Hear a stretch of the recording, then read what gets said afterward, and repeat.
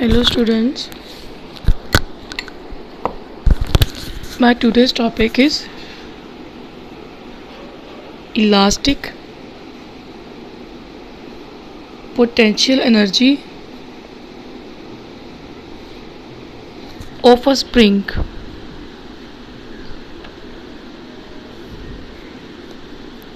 Spring के अंदर जो पोटेंशियल एनर्जी होती है जिसको हम बोलते हैं इलास्टिक पोटेंशियल एनर्जी, वो होती क्या है उसके बारे में हम थोड़ा सा डिस्कस करेंगे। सबसे पहले हम देखने की पोटेंशियल एनर्जी है क्या।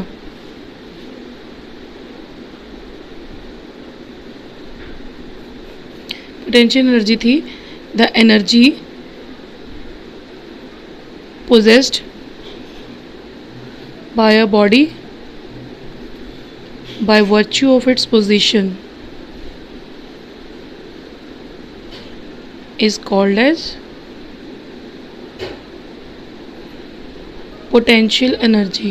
लेकिन हमने जो यहाँ पे डिस्कस करना है that is elastic potential energy, क्योंकि पोटेंशियल एनर्जी की फर्दर दो टाइप्स होती है, एक होती है ग्रेविटेशनल पोटेंशियल एनर्जी, दूसरी होती है इलास्टिक पोटेंशियल एनर्जी। अब हमने वो डिस्कस करना है क्योंकि ग्रेविटेशनल हम कर चुके हैं। इलास्टिक में क्या होगा, सबसे पहले एक लाइन है वी कैन स्टोर, क्योंकि जो एनर्जी होती है मोस्टली ये स्टोर होती है। We can store the potential energy in a body by changing its shape. किसी बॉडी की अगर हम शेप चेंज कर देते हैं तो उसमें जो एनर्जी स्टोर होगी that will be potential energy. For example, if we stretch और compress a spring, then it stores potential energy due to change in its shape। इसका कहने का मतलब क्या है कि अगर कोई स्प्रिंग है, उसको जहाँ उसके आगे कोई मतलब कोई मास टाई अप करा हुआ है हमने एम, कहते हैं अगर इसको हम स्ट्रेच करते हैं, स्ट्रेच मीन्स अगर हम फोर्स लगा के इधर को स्ट्रेच करते हैं, ठीक है, ये इसकी मेन पोजीशन है। यहाँ पे इसकी डिस्प्लेसमेंट क्या होती है, ज़ीरो। अगर हम उसको स्ट्रेच करते हैं तो इसकी जो डिस्प्लेसमेंट है that will be increased positive x. लेकिन दूसरा उसने क्या बोला, कंप्रेस। अगर हम इसको कंप्रेस करते हैं तो कंप्रेस करने के लिए क्या होगा, फोर्स इस डायरेक्शन में लगाना पड़ेगा, तो इसकी जो डिस्प्लेसमेंट होती है that will B decreased, that will be decreased minus x। ठीक है बच्चे। if we stretch or compress a spring then the energy then it stores potential energy due to change in its shape। और दोनों cases में इसमें जो energy store हो रही है that will be potential energy in the case of stretching as well as in compressing। so this stored energy, ये जो एनर्जी स्टोर हो रही है, this stored energy is due to its elastic property. Spring के अंदर property होती है ना इलास्टिसिटी वाली, its elastic property and is called as elastic potential energy. ठीक है बच्चे। उसके अलावा एक चीज़ और कहते हैं, जब हम किसी स्प्रिंग को स्ट्रेच करते हैं या कंप्रेस करते हैं, जैसे मैंने इस वाला केस में करा से स्ट्रेचिंग की हुई है, तो स्ट्रेच करते हैं तो जो स्ट्रेच कर मतलब अगर हम इतना ज़्यादा फोर्स नहीं लगाते तो दैट मीन्स कि इसकी जो डिस्प्लेसमेंट होगी वो भी इतनी ज़्यादा नहीं होगी, स्मॉल डिस्प्लेसमेंट होगी डेल्टा एक्स। तो अगर हम इतना ज़्यादा फोर्स नहीं लगाते जिसकी वजह से इतनी ज़्यादा डिस्प्लेसमेंट नहीं हो रही, तो उसमें जब उसको छोड़ देते हैं तो स्प्रिंग दोबारा अपनी इनिशियल पोजीशन पे वापस आ जाता है, रीस्टोर हो जाता है अपनी पहले पोजीशन पे। क्योंकि ये जो फोर्स हम लगा रहे हैं दैट इज़ एक्सटर्नल फोर्स, जिसको बोलते हैं एफ एस, मतलब स्ट्रेचिंग फोर्स जो हम अप्लाई कर रहे हैं। लेकिन जब इसको छोड़ देते हैं हम फोर्स लगाने के बाद, तो स्प्रिंग जो है दोबारा अपनी फर्स्ट पोजीशन पे, इनिशियल पोजीशन पे रीस्टोर हो जाता है। तो दैट मीन्स कि उसके अंदर एक इंटरनल फोर्स भी लग रहा है जिसको हम बोलते हैं रीस्टोरिंग फोर्स। ये जो फोर्स होगा that will B restoring force. ठीक है। और दोनों केसेस में चाहे हम स्ट्रेचिंग कर रहे हैं चाहे हम कंप्रेसिंग कर रहे हैं, दोनों केसेस में देखो फोर्स लग रहा है, डिस्प्लेसमेंट हो रही है, तो ये क्या हो जाएगा, वर्क डन। क्या होता है, फोर्स इनटू डिस्प्लेसमेंट। तो कहते क्या हो जाएगा, चाहे हम स्ट्रेचिंग करते हैं चाहे हम कंप्रेसिंग करते हैं, दोनों केसेस में क्या हो जाएगा, work has to be done, work has to be done for stretching और compressing the spring, and this work done, ये जो वर्क डन प्रोड्यूस हो रहा है, it is stored in the form of elastic potential energy. This work done is stored, जैसे kinetic हमने करा था, in the form of elastic potential energy. Okay बच्चे, एक चीज़ और, अभी हम जो स्प्रिंग की बात करते हैं, ये जो स्प्रिंग होता है that obeys Hooke's law, Hooke's law जो होता है, F is directly proportional to x, जो अप्लाइड फोर्स से हो रहा है that is proportional to x। x means इसकी displacement in the case of extension और कंप्रेशन। चाहे हम एक्सटेंड करते हैं तब भी x आएगा, कंप्रेस करेंगे तब भी x आएगा, और लेकिन ये एक्सटेंशन या कंप्रेशन किसकी वजह से होती है, अप्लाइड फोर्स की वजह से। तो F is proportional to kx, और इसमें सॉरी इसको जब प्रोपोर्शनलिटी साइन को हम रिमूव करेंगे तो आ जाएगा k इंटू एक्स नंबर 1, तो k क्या आ जाएगा, f upon x number 2, where this k is a constant of proportionality, where this k, where k is a constant of proportionality called as spring constant और force constant. आपसे इसकी definition भी पूछी जा सकती है, जैसे हमने निकाला k इज इक्वल टू क्या था, f बाय एक्स, नंबर 2 था। If x is equal to, हम 1 यूनिट ले लेते हैं, 1 मीटर ले लेते हैं, पुट इन 2, तो k क्या आ जाएगा, f, तो यहाँ से इसकी डेफिनेशन बन सकती है, therefore spring constant k is numerically equal to, किसके इक्वल है, फोर्स रिक्वायर्ड टू प्रोड्यूस, कितनी डिस्प्लेसमेंट है, unit displacement means 1 metre, produce unit displacement. और ये जो यूनिट डिस्प्लेसमेंट वो बोल रहा है वो एक्सटेंशन भी हो सकती है और कंप्रेशन भी हो सकती है इन द स्प्रिंग। ये आ जाएगा स्प्रिंग कांस्टेंट या फोर्स कांस्टेंट। उसके बाद इसके आ जाएंगे यूनिट्स ऑफ के,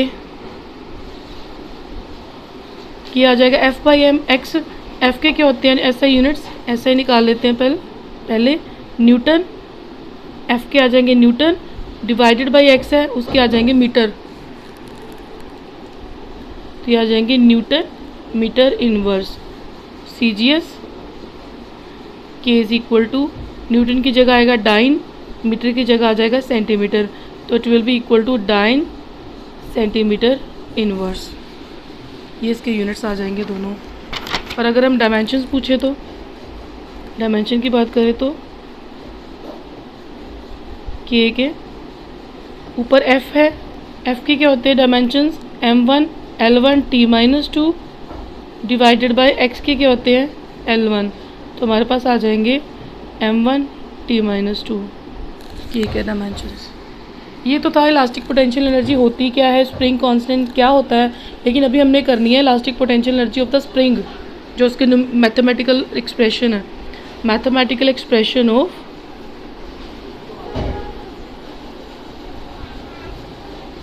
इलास्टिक पोटेंशियल एनर्जी और energy stored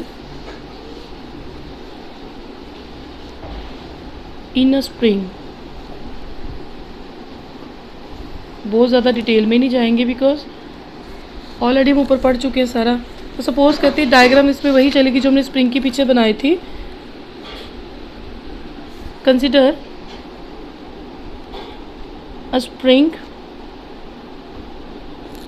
is attached to a rigid support from one end। उसका एक एंड किसी रिजिड सपोर्ट के साथ हम टाई अप कर देते हैं and other and B free. जिस साइड मास्ट टाई अप किया था वो हम फ्री छोड़ेंगे। ये एक रिजिड सपोर्ट के साथ हमने टाई अप करा हुआ है और ये हमने फ्री छोड़ा हुआ है ये वाला एंड। और इस केस में ये इसकी मीन पोजीशन है, यहाँ पे डिस्प्लेसमेंट क्या हो जाएगी 0। ठीक है, अगर हम क्या कहेंगे if no stretching force is applied on the free end. Suppose यहाँ पे अगर कोई फोर्स नहीं लग रहा, इफ़ एफ इज़ 0 डेफिनेटली जो एक्सटेंशन स्प्रिंग के अंदर वो क्या हो जाएगी 0। ठीक है बच्चे, अगर कोई फोर्स नहीं लगा रहे तो एक्सटेंशन क्या हो जाएगी 0। बट व्हेन एंड एक्सटर्नल जो अप्लाइड फोर्स होता है that is external stretching force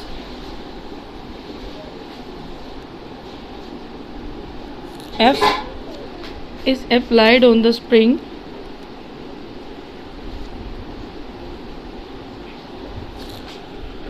then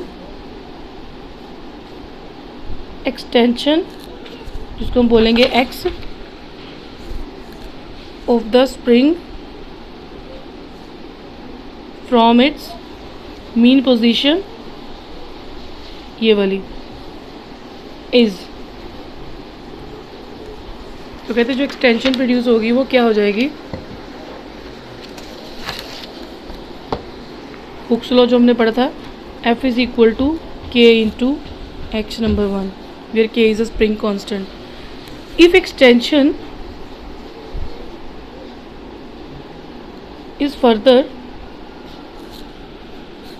increased by a very small quantity delta x, delta means small। कहते हैं अगर डिस्प्लेसमेंट जो उसकी एक्सटेंशन हो रही है बहुत स्मॉल हो रही है दैट मीन्स कि जो फोर्स होगा उसको हम कांस्टेंट की तरह कंसिडर करेंगे। Then F can be considered as constant, क्योंकि जो एक्सटेंशन प्रोड्यूस हो रही है वो नाम मात्र हो रही है। डेल्टा एक्स मीन्स बहुत स्मॉल। देयरफॉर अगर फोर्स कम लग रहा है तो डेफिनेटली जो वर्क डन लगेगा वो भी small amount of work done लगेगा। Therefore small amount of work done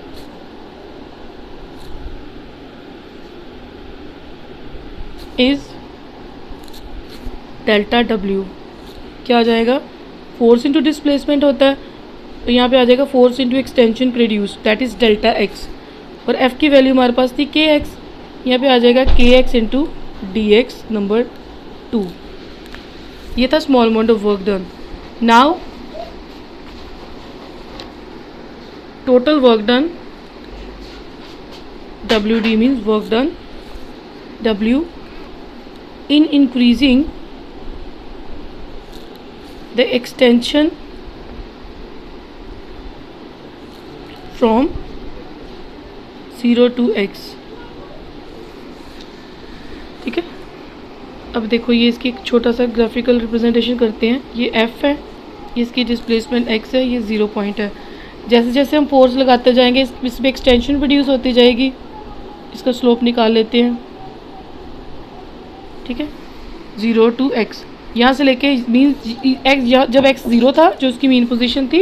ये डायग्राम देखो, सबसे पहले इसकी जो मेन पोजीशन थी जहाँ पे x 0 था और ये इसकी दूसरी पोजीशन एक्सट्रीम पोजीशन जब इसकी वैल्यू x थी पॉजिटिव x। मैं सिर्फ एक्सटेंशन का कर रही हूँ क्योंकि जैसे एक्सटेंशन का केस होगा similarly it will be for compression. Same compression का केस भी होगा लेकिन हम उनमें से एक ही करेंगे। So total work done will be equal to W is equal to K X into D X limits 0 to x। K is a constant so it will be out of the integration. अंदर क्या आ जाएगा x into D X from 0 to x। अब यहाँ पे आ जाएगा आपका mathematical tools काम। k x का इंटीग्रेशन क्या आ जाएगा x² by 2 and limits from 0 to x, that will B k x²/2 ही आएगा आंसर हमारा। ये जो वर्क डन है, हमने बोला था कि जो इलास्टिक पोटेंशियल जो वर्क डन है that will be stored in the form of elastic potential energy, तो लिख लेते हैं this work done is stored in the form of elastic potential energy, that is elastic potential energy को हम लिख लेते हैं यू के is equal to W is equal to जो भी डब्ल्यू की वैल्यू आई है kx²/2 means half kx², which is the elastic potential energy of a spring. और इसके जो यूनिट्स होंगे that will be same as work done, SI joules, CGS ergs, dimensions या डायमेंशनल फॉर्मूला UK का सेम जैसे work done का था M1 L2 T-2। Okay बच्चे, थैंक यू बेटा।